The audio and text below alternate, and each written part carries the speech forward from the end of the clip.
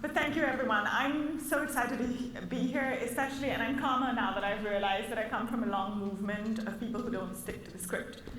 So we're good. But, you know, I'm here sort of representing what's happening at the ground level in YouthBuild programs. And I'm proud to be able to stand up here and say to you that, you know, all this crazy passion that you hear in Dorothy's voice and that sort of gets echoed and picks up as it moves along is alive and well and changing communities one at a time at the ground level.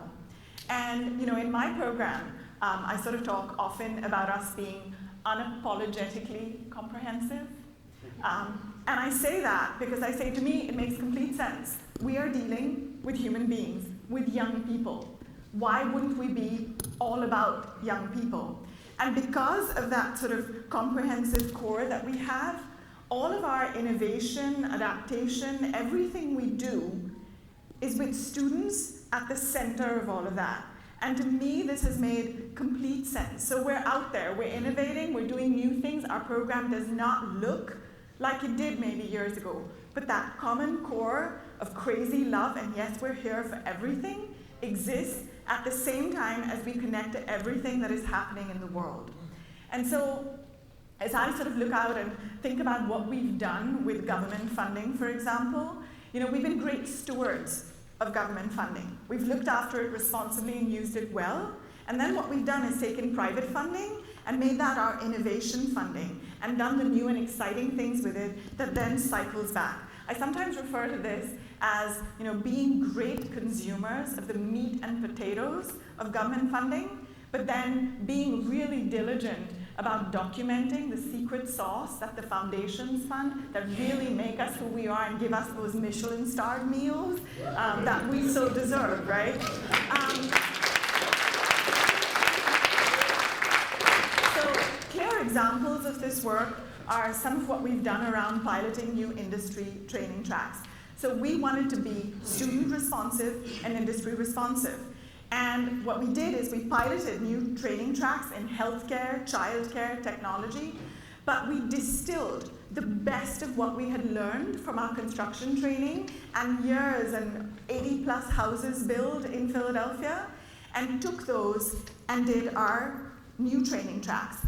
And then, to your point about not stopping to learn, we said, well, what are these tracks doing now better than construction? And so we applied lessons back to them, and here we are building LEED Platinum houses and partnering with union apprenticeship programs for post-secondary access, because that is a whole other world of post-secondary too.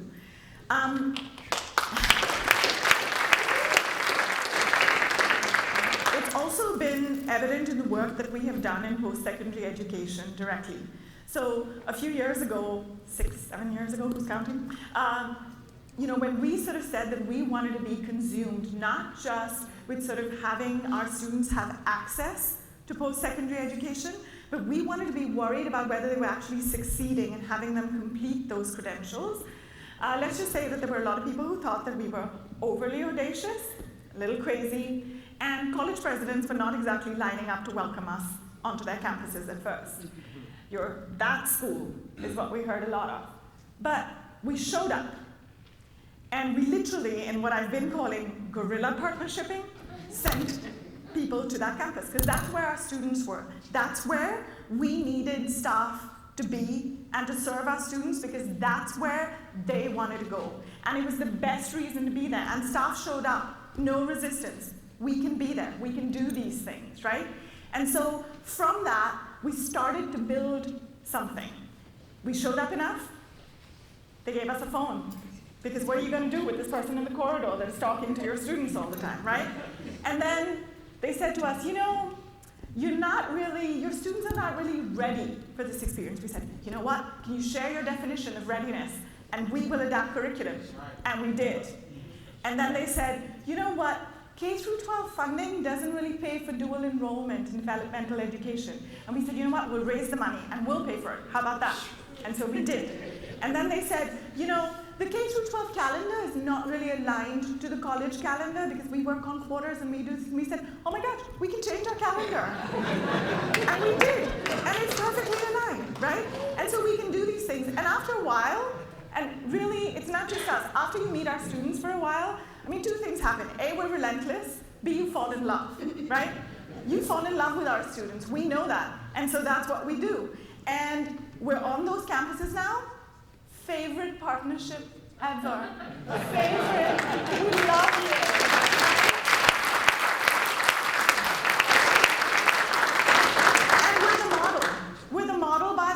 Now what they're starting to do with the regular high school system, because guess what? Dirty secret, no one was putting it out there. It wasn't our students who were failing. There's a lot of system stuff. But you know what? We can show up there sort of resolute and good collaborators. We were not in it to shame anyone. These are difficult things, and there are difficult problems that we need to fix, and we can't just fix it by blaming somebody else. So we came together and figured this out, and now we're sharing it. We're saying, hey, this is what's working, and by the way, when we're on the campus, we'll help your students too. Sure we will, right? And we can be this model and the way to do it. And so this past summer, over 100 students from YouthBuild Philly spent their entire summer in meaningful bridge programs at 4 area colleges, 2 unions, and 4 technical schools. Did that take some staffing?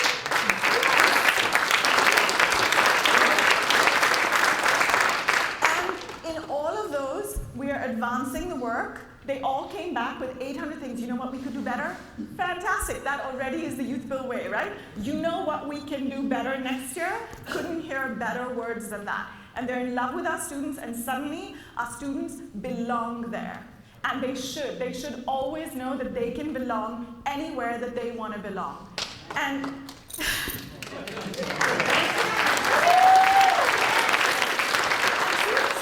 here's the interesting thing, because we've been wary. We're like, all right, we're going into all these worlds, but what about that core of crazy love and leadership and what we really believe? Guess what? It's stronger. It's stronger, and these things keep happening. So this year we had this young woman named Dominique, right? And she went in as part of her service project to a homeless shelter to paint the walls. And she went in kind of dragging her heels a little bit. And she got into that room and she realized that it was the same shelter that she had been at when she was 4 years old with her mother. And so she kept going back there. She earned twice the service hours as she was required to do. Over 900 service hours, because suddenly she found this crazy purpose and something that she wanted to do. She won the Mayor's Award, National Service Award for, in recognition of her work. But here's, to me, what was the key thing. She keeps going back. She's now running community meetings there, the YouthBuild way. Because as she said to me, Ms. Simran, they need some of that YouthBuild love. They need to know that the strength and the power is in them. Yes, they do. They need to know that that strength and that power is in them, and that they can go into this and they own it. And it's happening across campuses. It's happening wherever our students are. They come together and say, you don't have community meetings? What are you doing? Doesn't your community get together and tell each other how much they love each other and how well they've done, right? And suddenly it's making sense on college campuses. They're like, we should get together and tell each other how much we love each other. And by the way, you gotta be in the class. Let's figure out how to make it an A. That's important too, but it happens in the context of all of this wonderful, overpowering love, because we chose to be innovative around students and do this. And so, you know, I look at that kind of thing is not something people believe, right? Like that 200 people will scream for joy because they got into school, right? But we see it happen, and because of that, I continue to be optimistic, because I look out and sure there are challenges coming our way, and we see STEM marching towards us, and we see what we have to do to adapt and change, but I also feel like I know we can do it. And I feel like, you know, it's already beginning. I look at our tech program, and they're doing, you know, an app slam, because apparently that's where tech is at, they tell me. And so we're going to be able to do these things. It will be tough, but it's totally worth it, and it's worth it when it comes from this core of love out to everybody. And so, you know, I'm here today mostly to thank you. Thank you for having faith in us as we built the core. Thank you for having faith in us as we sort of jumped out onto that scaffolding and began to sort of tinker with things and share with each other. And what a wonderful thing we have to share with each other. We had the program from South Africa come out and visit just this week. We can't wait to come back to you, because there are things that we can learn from each other across the globe when you come at it from this really powerful core.